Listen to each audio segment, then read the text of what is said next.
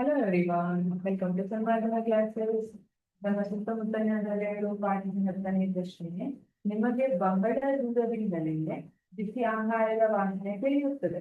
ಆದರೆ ತಂಪಾದ ಆಹಾರದ ವಾಸನೆಯನ್ನು ತಿಳಿಯಲು ನೀವು ಆಹಾರದ ಹತ್ತಿರ ಹೋಗಬೇಕು.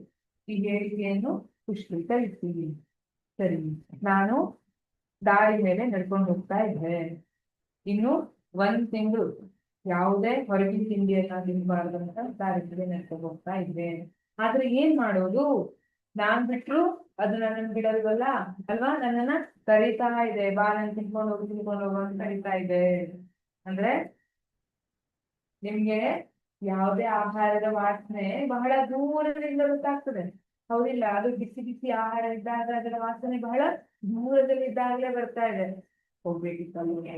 ಹಾಗಾದ್ರೆ ಅದೇ ತಂಪಾದ್ಮೇಲೆ ಆಹಾರದ ವಾಸನೆ ಬಹಳ ದೂರದವರೆಗೆ ಹರಡೋದಿಲ್ಲ. ನಾವು ಅದರ ವಾಸನೆಯನ್ನು ತಗೊಳ್ಳಿಕ್ಕೆ ಬಹಳ ಹತ್ತಿರದವರೆಗೆ ಹೋಗ್ಬೇಕು.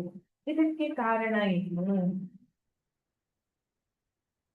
ದ್ರವ್ಯದ ಕಣಗಳು ನಿರಂತರವಾಗಿ ಚಲನೆಯಲ್ಲಿರುತ್ತವೆ. ಯಾವುದೇ ಇರ್ಬೋದು, ಘನ ಇರ್ಬೋದು, ದ್ರವ ಇರ್ಬೋದು, ಅನಿಲಗಳಿರ್ಬೋದು. ಆ ದ್ರವ್ಯದ ದ್ರವ್ಯಗಳು ಕಣಗಳಿಂದ ಮಾಡಿಸುತ್ತಿವೆ. ಆ ದ್ರವ್ಯದ ಕಣಗಳು ನಿರಂತರವಾಗಿ ಚಲನೆಯಲ್ಲಿ ಇರುತ್ತವೆ. ತಾಪ ಹೆಚ್ಚಾದ್ರೆ ದ್ರವ್ಯದ ಕಣಗಳ ಚಲನ ಶಕ್ತಿ ಹೆಚ್ಚಾಗ್ತದೆ.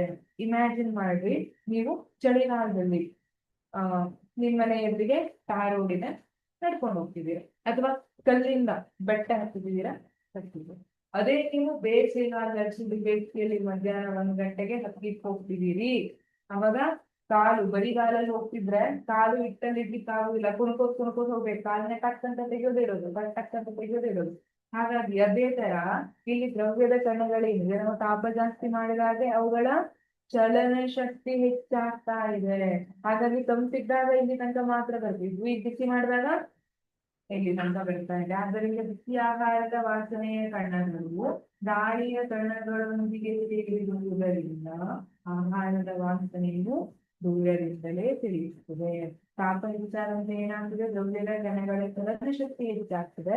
ಆದ್ದರಿಂದ ಏನಾಗುತ್ತೆ, ಬಿಸಿ ಆಹಾರದ ವಾಸನೆ ಕಣ ಎಲ್ಲಿರುತ್ತೆ, ಗಾಳಿ ಜೊತೆ ಇರುತ್ತೆ. ಹಾಗಾಗಿ ಆಹಾರದ ವಾಸನೆ ನಮಗೆ ದೂರದಿಂದಲೇ ತಿಳಿಯುತ್ತೆ.